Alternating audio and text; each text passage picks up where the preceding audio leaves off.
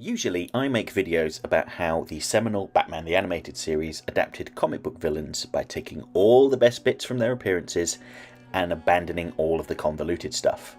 In some cases they even abandoned pretty much everything that had been pre-established about the character and went for an entirely new take. Hello Mr. Freeze! Today I'm going to shine the spotlight on a rare case of a brand new character from the comics being used in the show. Let's talk about Bane. As I'm sure you all know, Batman the Animated Series started airing in September of 1992. However, Bane did not make his first comic book appearance until 1993. Bane was introduced as the newest, biggest villain, and he would go on to break Batman's back during the legendary, lengthy crossover story, Knightfall. In an attempt at creating synergy between the wildly successful Batman the Animated Series and the comic books, it was suggested by DC executives that Bane be added to the already impressive roster of villains. As we know from my Penguin video, Bruce Timm and his gang of merry animators would cooperate with executive demands, but perhaps did so begrudgingly. According to Mitch Bryan, the writer of Bane's introductory episode, the imaginatively titled Bane, this request was not met with a lot of enthusiasm. Bane had broken Batman's back in the books, right? So he smashed him over his leg and broken his back. And neither Bruce nor I was particularly enamored of that idea. We thought it was pretty stupid. So our Bane episode is a direct reaction against that. So why didn't they care for Bane? Well, let's start off by taking a look at his comic book origins. Bane was designed specifically to be the antagonist behind the blockbuster multi-part crossover event in the Batman comics, Knightfall. At the time, the comic book industry was chasing sales by having a huge crossover event almost every year, and as a young reader at the time, even I felt a bit fatigued. So I can only imagine how long-time readers must have felt. So right off the bat, lol. I can see why there might be some reluctance to use this character. Bane was introduced in the Vengeance of Bane special. It's a story where we learn of a Caribbean island, Santa Prisca, which is going through some serious political upheaval. The leader of a failed revolution flees the country, and in his absence, his pregnant wife and unborn child are tried and convicted to life in the country's worst prison, Peña Duro, essentially hell on earth. And it's here that Bane is born, the son of the revolutionary leader that had fled. And he grows up surrounded by villainy. At a young age, his mother becomes ill and dies, leaving him all alone.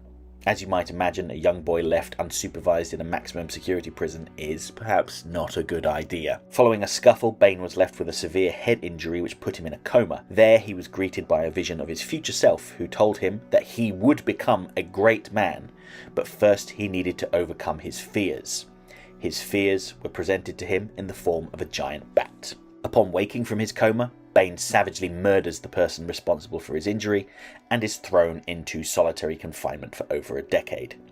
In this cell, Bane learns to survive on his own, overcoming adversity every single day and night. Upon his release, he learns that he's become something of a myth in Peña Duro, a figure that has inspired both awe and fear. He dedicates his time to improving his body and his mind, learning as much as he can about a variety of subjects, including information about the Batman of Gotham City. Bane is presented to us as a parallel to Batman.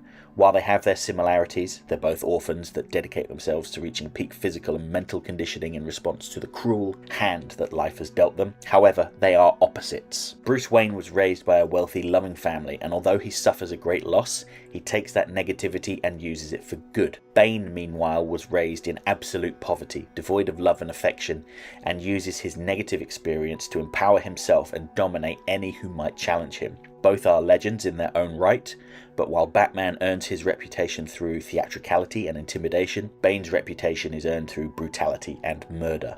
While Batman had his Bat family supporting him, Bane's support came from his fellow inmates Bird, Zombie and Trog. Bane would eventually go on to escape from the inescapable prison after signing up to become a test subject for the experimental steroid Venom. In an elaborate scheme that involved slowing his heartbeat to a near stop, making the guards think that he had died during the experiments, Bane and his followers took the prison warden hostage and made their escape, setting their sights on Gotham. In a calculating move, Bane would break every member of Batman's rogues gallery out of Arkham in an effort to exhaust Batman, before confronting him at his home and breaking his back. That brings us to 1994, when DC Comics executives asked that Bane be introduced to BTAS. Their version of the character has a far more streamlined origin. He's a prisoner that was experimented on during Project Gilgamesh, an effort to create a living weapon, which rather predictably goes wrong. Bane uses his newfound strength to escape prison and becomes an assassin for hire. Bane's motivation for taking on the Batman is he's being paid to by Rupert Thorne. In terms of his character design, he's quite faithful to the comic book, although his mask exposes his nose and mouth, which allows him to be more expressive. They also lean quite heavily into Mexican wrestling, which also explains his plan to take Batman's mask. In Lucha Libre, taking a wrestler's mask is a huge sign of disrespect. At first it may seem a little comical that Bane arrives in Gotham still wearing his mask. Just how did he get through passport control? But this plays into the luchador tradition of never being seen in public without their mask. All of the references to dreams and destiny are gone. His status as an orphaned political prisoner is never mentioned, and his followers Bird, Zombie and Trog are nowhere to be seen. This version of Bane is heavily stripped back compared to the comic book version. As for the episode itself, it's very heavy on the action. Bane disrupts Killer Croc's attempt at stealing a safe, giving us a demonstration of his physical superiority. At this point in time, Killer Croc was probably Batman's biggest physical threat, so to see Bane dismantle him within seconds is quite shocking. After a little investigation, it becomes clear to Batman that the only person who could afford Bane's fees is Rupert Thorne. Bane kidnaps Robin and taunts Batman. This results in their final confrontation, in which Batman eventually gets the better of Bane by forcing him to overdose on venom. A subplot about Bane conspiring to overthrow Rupert Thorne is brought to light, and Batman leaves Bane at the mercy of Thorne.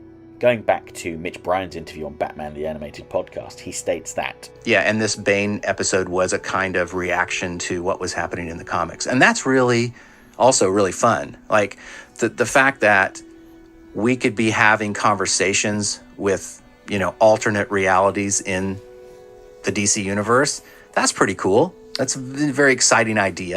They used to think about movies. In the old days, movies would have conversations with each other, right? High Noon gets made, and what does Howard Hawks say? He says that guy's not a professional going around asking for help, and Howard Hawks makes Rio Bravo. Mm-hmm. And so suddenly you have these two movies in conversation with each other. It is what it is, right? And everybody's free to take issue with it or to love it. And so we took issue with it, which was fun.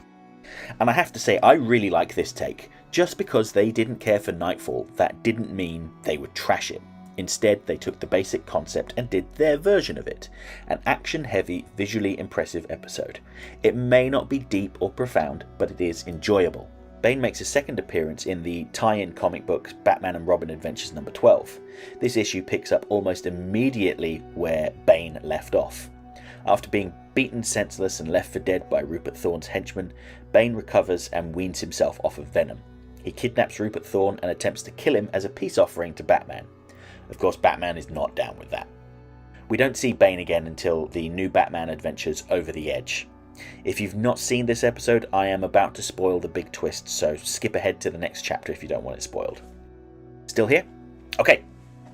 So in Over the Edge, Bane is roped in to bring down Batman by Commissioner Gordon after Batgirl is killed by the Scarecrow.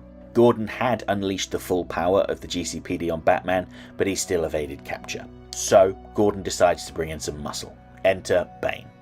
Except he looks quite a bit different than he used to. Gone is the luchador outfit. Instead, he's wearing a black leather BDSM outfit complete with spiked collar and cuffs, and he's back on the venom. I think this tells us a lot about what the creative team thought about Bane.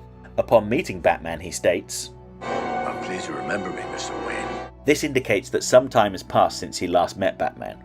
This might even be the first time that he's been out of prison since the original episode aired, assuming the comics aren't canon. If that is the case, then this is the first time that he's been out and about in his bondage outfit. So here comes the spoiler. At the end of the episode, it is revealed that this entire story has been Barbara Gordon's fear toxin-induced nightmare. None of it happened. So, why does Bane continue to wear this outfit if Barbara dreamed it up? I'm sure there are lots of possible explanations, but I've always found humour in the idea that Barbara's subconscious thought of Bane as being a BDSM enthusiast, and somehow she was able to manifest it, and Bane rolled with it. So, in summary, while it is true that the BTAS writers probably wouldn't have introduced Bane if they had the choice, they still took the same approach to his character. They looked at what had gone on in the comics, stripped away all the unnecessary stuff, and focused on the good points. Their episode Bane was a response to the big crossover comic book storylines, like Knightfall, and they created a high-action blockbuster episode that, while light on character motivations and storytelling, is quite enjoyable. Although I'm still struggling to get my head around the new Batman Adventures redesign.